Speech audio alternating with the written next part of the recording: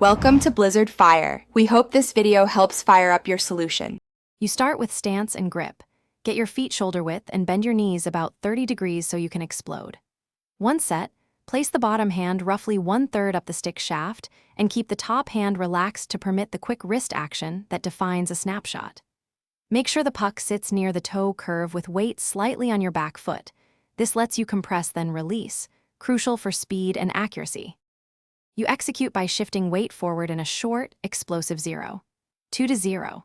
For second motion while the top hand pulls in slightly to load the blade.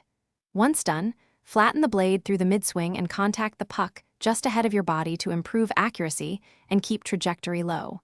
Then snap your wrists at release and maintain a low follow-through toward the target. This produces quick velocity and a deceptive release that beats goalies more often.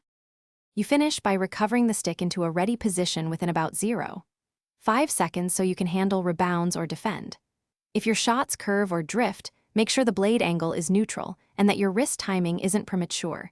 Tighten the top hand slightly to stabilize. If power is weak, load more weight on the back foot before the forward shift and focus on a sharper wrist snap. This combination fixes common problems and makes your snapshot more effective. Thanks for watching. If you found this helpful, don't forget to like and subscribe.